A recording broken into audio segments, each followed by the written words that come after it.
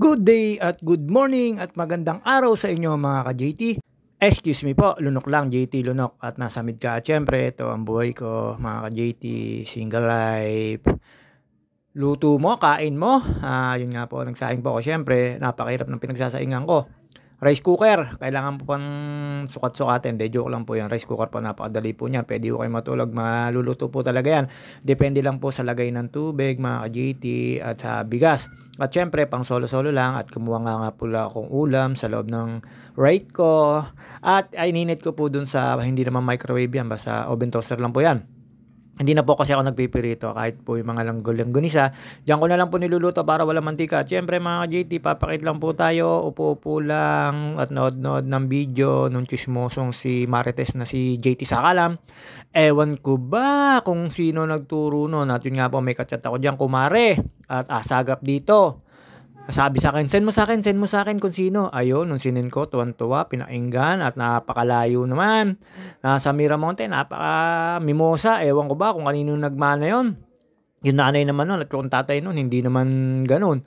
Mabait naman yon. At syempre mga JT, ito nga po. At tayo habang nakikinig ng mga ali-aligasyon, hindi po ako makalabas dahil po ako ay nagsasaing at nagluluto ng ulam. Kaya ayun, tambay-tambay lang po tayo sa mga ka-JT ko. Shoutout nga pala po kay Pinsan Bernard Cadiosensil at kay Sir Gilbert Aguirre, kay Ma'am Aguirre, kay Elvis Puwalagaya sa Techa Economics, sa Chef Elvira Gutierrez at Kecha. At kay paring Randy Rimas at Lou Evangelista, kay Tol Boots Rimas, at saka kay paring Togo. Shoutout sa inyo sa mga nasa Bukal. At syempre, hindi si Soy Timanalo at saka si Edwin Inolba. Shoutout sa inyo. At sa mga lahat ng tropa, kay paring Arlo Davier, paring Eugene Palentino, kay paring Joseph Katapang at kay paring Topper Sarmiento. Shoutout sa inyo mga kumari ko at ingat kayo lagi. At syempre dito habang lang tayo nakatambay dyan, alam nyo naman po, nag-aantay tayo ng bagong bagyo. Ang pagkakalang ko, meron ng bagong bagyo na naman. Hindi ko po alam kung anong pangalan. Basta nakikita ko at nag-a-appear sa FB page ko mga ka-JT. At yun nga po, habang nakatambay tayo dyan mga ka-JT.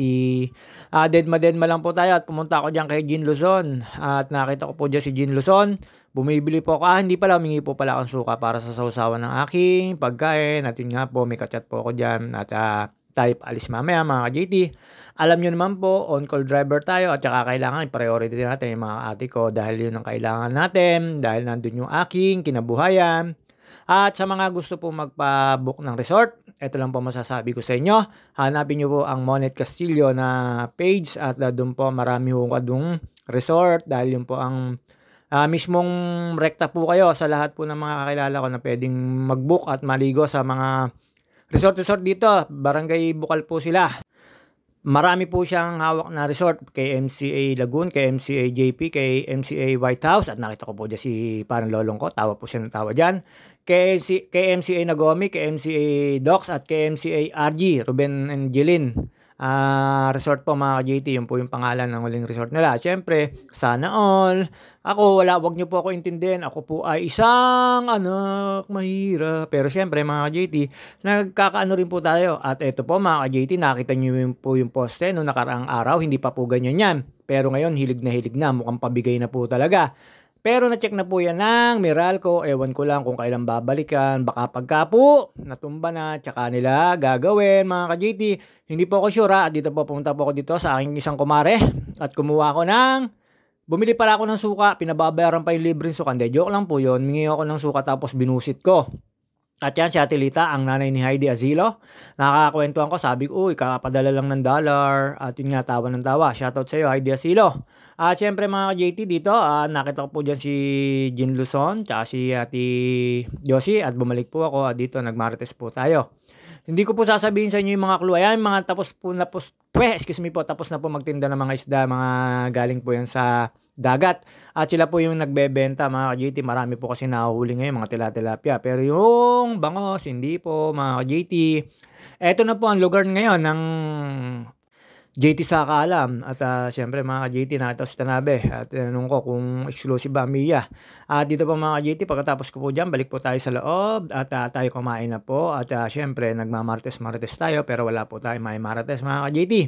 Ito lang po yung aming lugar, nakita nyo naman po at pumasok po ako, nakakain po ako dyan. Siyempre inaantay ko lang po lumambig yung aking pagkain, ang hirap naman pong kumain pag sobrang init lalo pag bago luto. At alam nyo naman po mga ka-JT, yung favorite ni Ate Sia ng ulam ko dyan, yung langganisa, galing sa Teya Kitchenomics. At yan, lumabas po ako, tapos nagmarites po ako. Nakita ko po dyan si Rolly na matagal na nagtitinda ng taho dito. At nagkausap kami, medyo mahina pa raw. Sabi ko, pa December na, baka lumakas na yan. At wala naman pong kalaban yan dito. Lagi ko po nakikita magsaya. Isang A naman dyan, JT Sakalam. At yung parang lolong ko, nakita nyo naman, lumampas. At dito mga JT, habang nagkukwento kami dyan ni Rolly, palabas yan. Pero syempre, hindi na po ako nagtatawa. Ang gusto ko po ngayon ay yung, abang tawag dun? Topong pirito ay sasawsaw sa suka na may toyo na kagaya nung kumari ko na Lakas Oyot. At shoutout nga pala po sa lahat na nagpapa-shoutout at sa hindi ko na sa shoutout.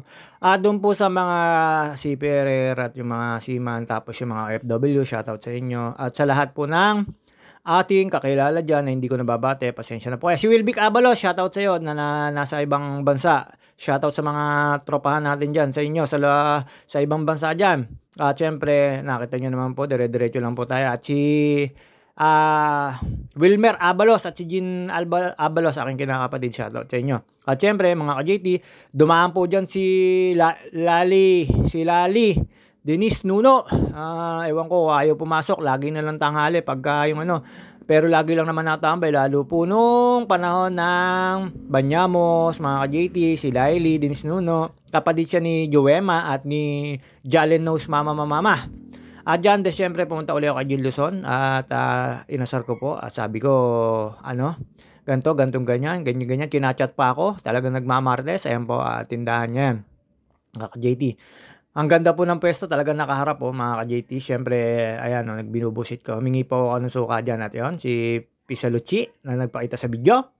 At sumisimple pa mga ka-JT. At ayun nga po, pagkatapos ko po dyan, bumalik na po ako sa bahay para nga po kumain na. Tapos na po yung pinalalamig kong kanin at saka po yung ulam mga ka-JT. Kala mo talaga nagluluto, di naman nagluluto. At syempre mga ka-JT, ayan, nakita ko si Ate Lab. Tapos ito po, ayan yung sukang hiningi ko po. Pinababayaran pa sa akin ni Jun Luzon. Joke lang po yun. Ninasar ko lang po. At dito, mga ka-JT, nakita ko si Ate Aton. At ayun nga po, may pinuntahan niya na tinahanap si Cecil. Ayun nga po, nakita ko si Cecil galing pala sa dulo. Hindi ko po napansin kasi. Yan po mga sinasabi ko, mga kapitbahay at kumpare ko sa mga hindi po nakakilala. Pasensya na po. At si Kuya Ingo, shoutout sa iyo, Kuya Ingo. At syempre mga ka-JT, kita ko si Nitnit. Papasok na po siya. Sabi ko magpahatid. Tawa lang po siya. Dito ayun si Jalen Knows. Si Laili Denise Nuno. Walang balak pumasok. Wala namang bagyo na. Hindi pa naman parating. At syempre mga JT, habang nag-monitor tayo ng bagyo, may lakad po tayo mamaya at tayo tinawagan ng isang kapatid, nag-chat at kami daw ay aalis at kailangan sa business nila mga JT. At dito po nakita ko po yung aming poste na sobrang tagilid na po, delikado na po talaga. Pero na-check up na po siya ng contractor ng Meralco. At ayun nga po mga JT, nanggagaling dun sa kabilang panig na hindi namin mga kakilala. Hindi ko po alam kung mga taga rito talaga yan. Pero syempre mga ka-JT, ingat-ingat po tayo sa mga lahat. Sa lahat pala, sa mga lahat At syempre mga ka-JT, nag-aantay po tayo ng panibagong bagyo. This is JT Sakalam. Hanggang sa muling video habang nagmamarites tayo dito. Alam nyo naman po, isa po tayo marites. At lalo po isa kong kumare, wala nang ginawa kundi mag-chat. Sino daw? Ano daw nangyari? Ewan ko ba naman? At babus mga ka-JT, hanggang dito na lang. Nakita ko si Commissioner Jopex Jam. At mayroong ginagawang at naghahakot ng kahoy. At mga ka-JT, see you on my next video. Hanggang dito lang po muna tayo. Nagpe-prepare lang po tayo para pamaya pag tinawag, aalis na po kami. Babus!